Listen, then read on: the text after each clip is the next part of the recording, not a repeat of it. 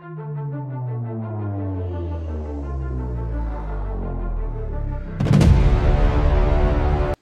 ako matulog, mag-vlog muna tayo dahil sayang yung oras habang nakaupo ako, nagpapatunaw ng aking naging dinner.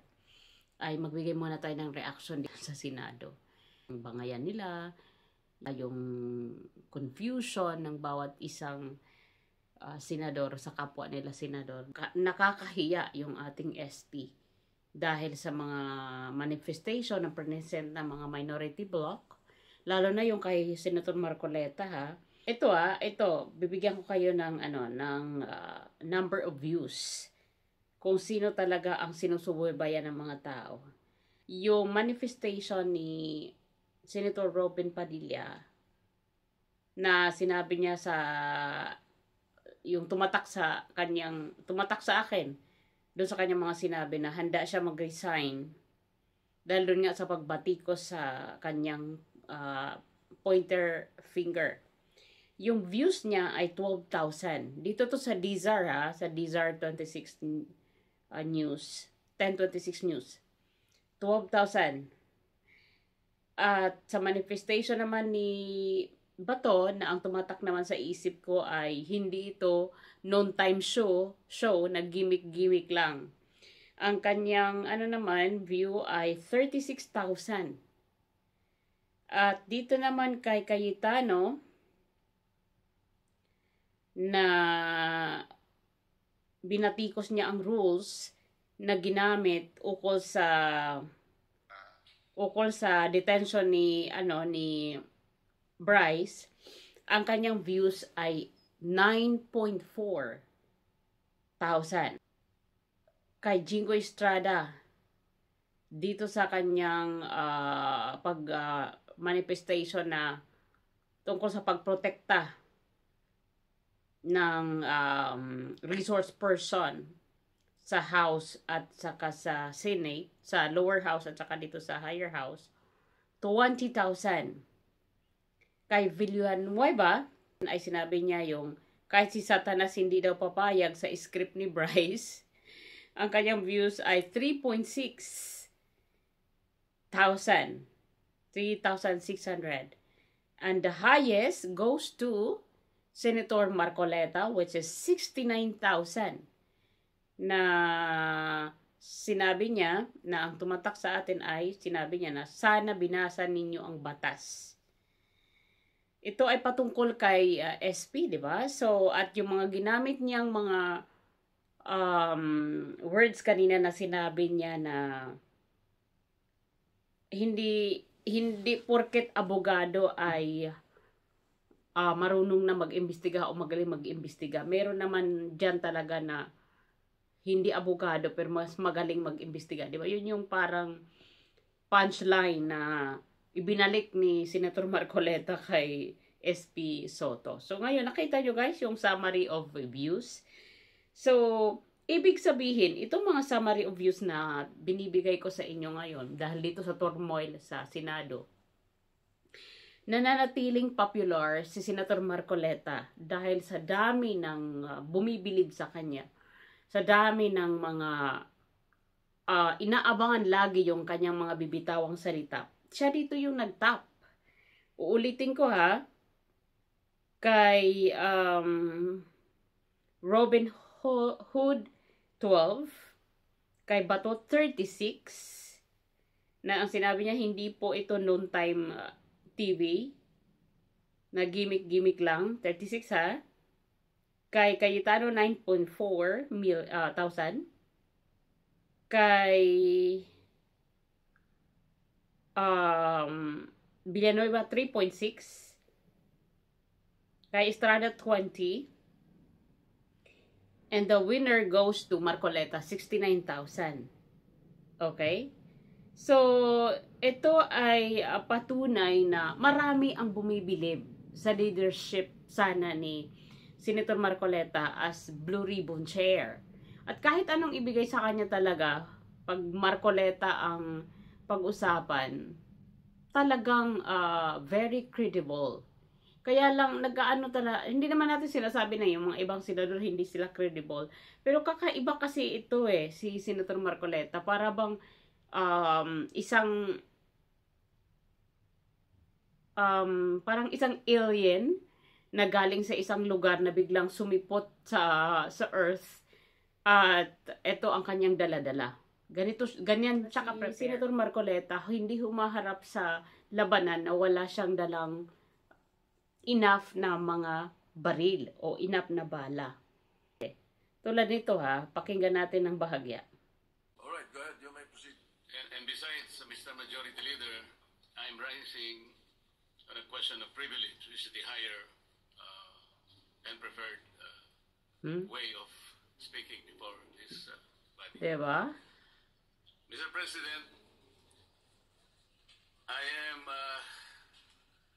armed by the explanation of the minority leader that we're not questioning the prerogative of the presiding officer, but we can question the Senate President on issues that are quite legitimate, such as the matters I would like to raise today.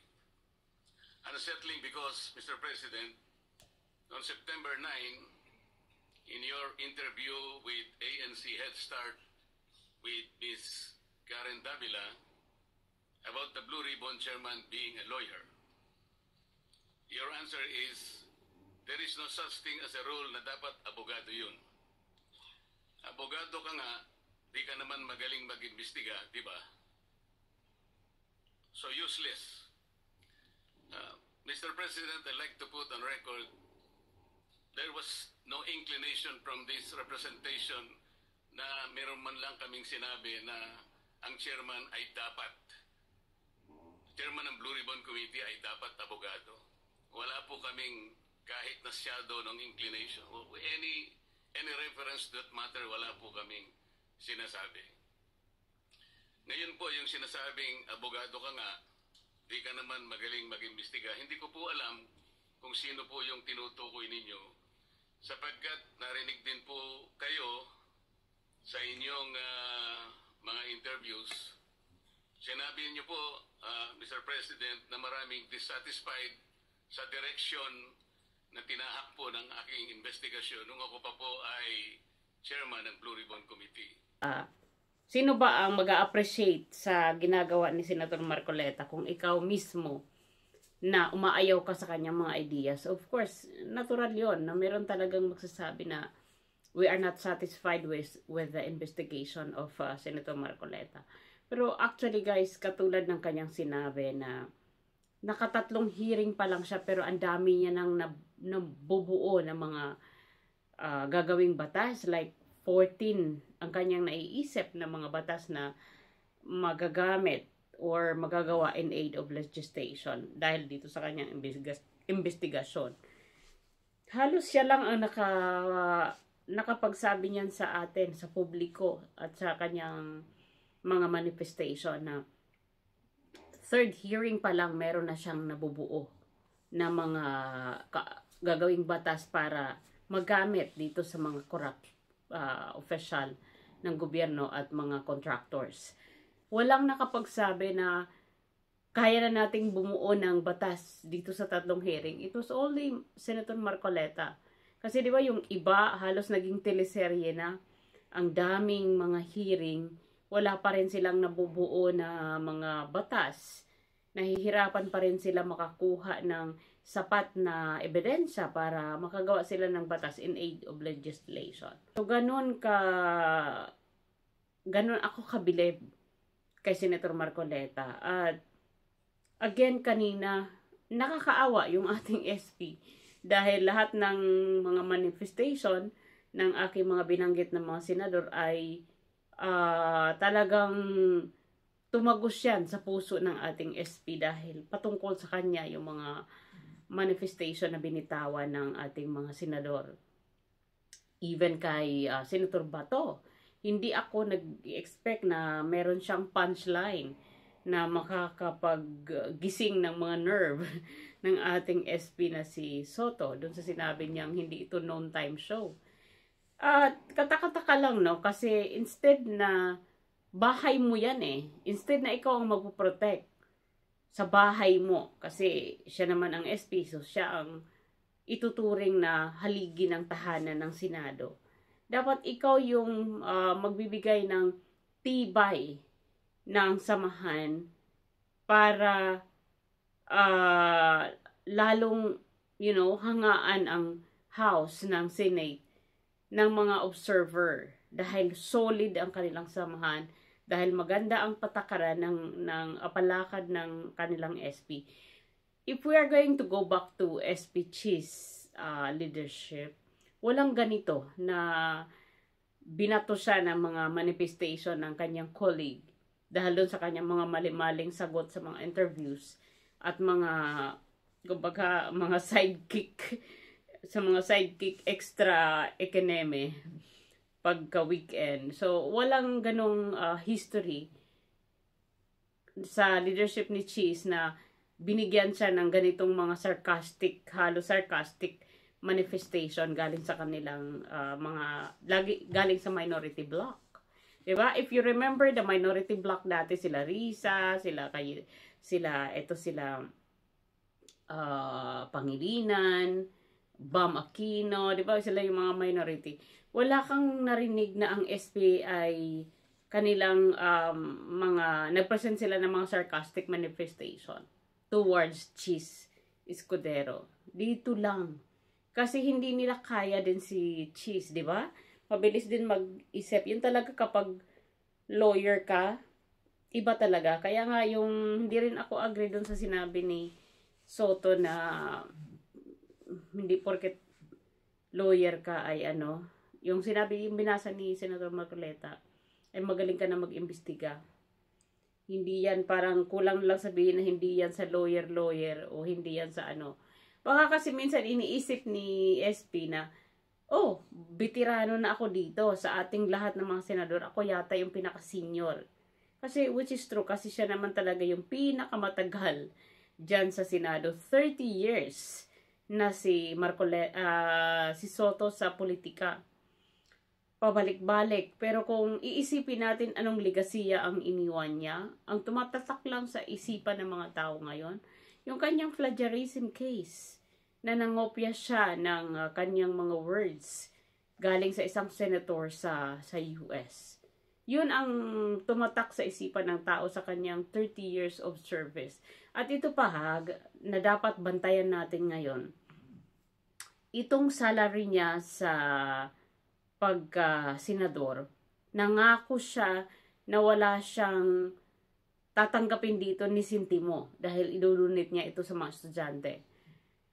Gaano katotoo na wala naman tayong nakikita na report na ito na yung aking pangako noong kampanya na hindi ako kung ibabalik niyo ako sa Senado, hindi ko tatanggapin ang aking sweldo ng 6 years bagkos ibibigay ko ito sa mga estudyante.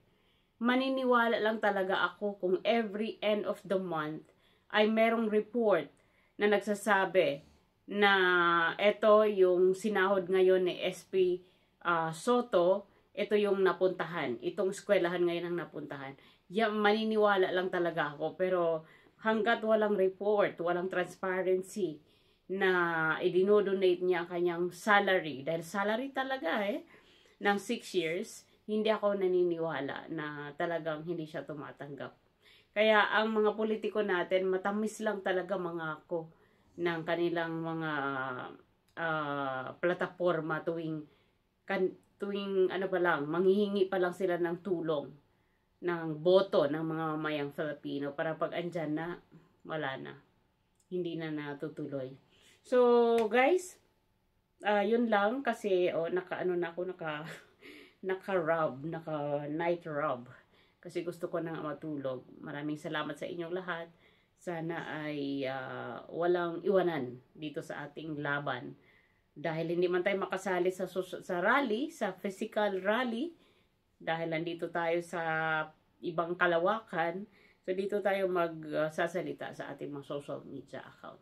Maraming salamat po. I hope to see you tomorrow. kung hindi ako tamadin. As in, maaga ako bukas kasi sita means appointment. May appointment ako sa dentista ko ng 10 o'clock ng umaga, which is 4 o'clock dun sa Pilipinas sa oras. Para po sa aking pagpapaayos ng aking ipin dahil marami ng mga dapat ayusin at para naman makatikim tayo ng magandang smile at makuha ko yung goal. Guys, pasensya na kung lagi kong binabanggit dito yung pagpapaayos ko ng ipin kasi gusto ko masubaybayan ninyo from pangit to maganda. Kasi since ngayon pangit yung arrangement ng aking ipin dahil naging worse siya doon sa kitarpuner na nilagay nila, yung skeletal teeth, lalo siyang nag-worse.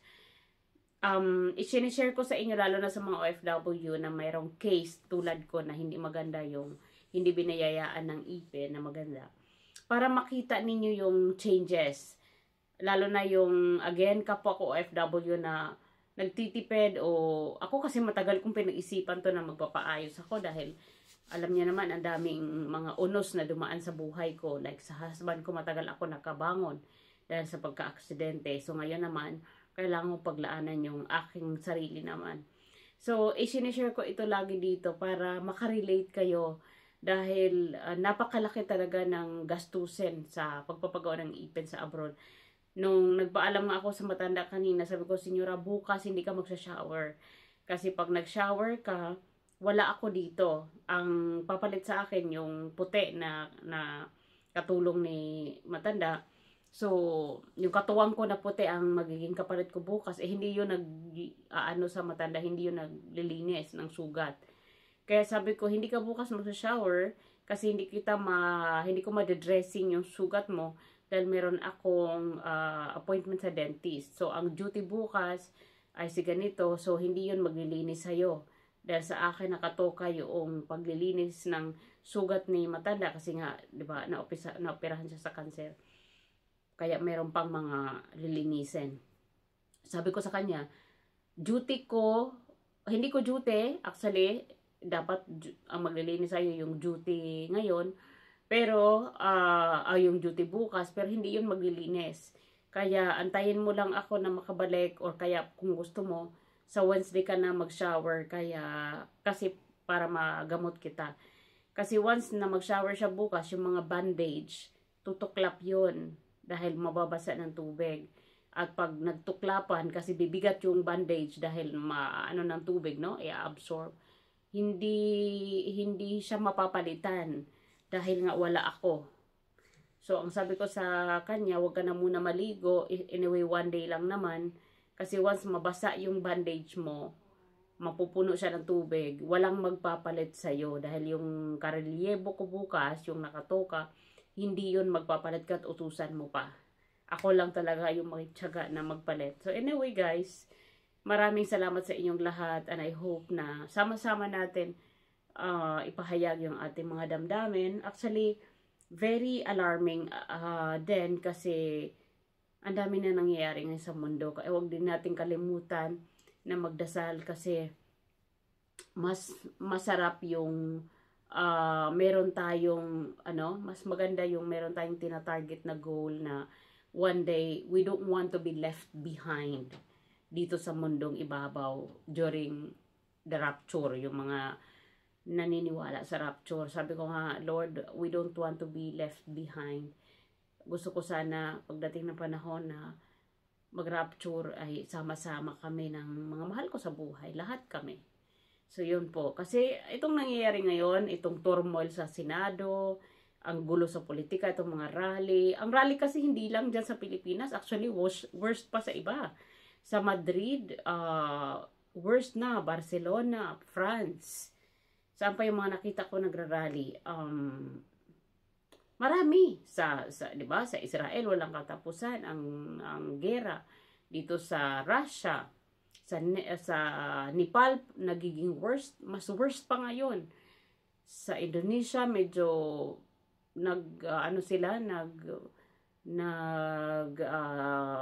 medyo hindi na ganoon kainit.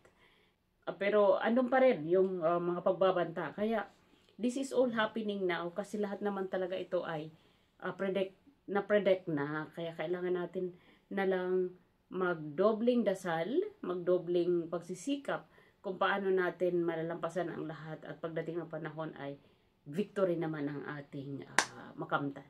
Maraming salamat. Bye for now. This is your host. My name is Ran.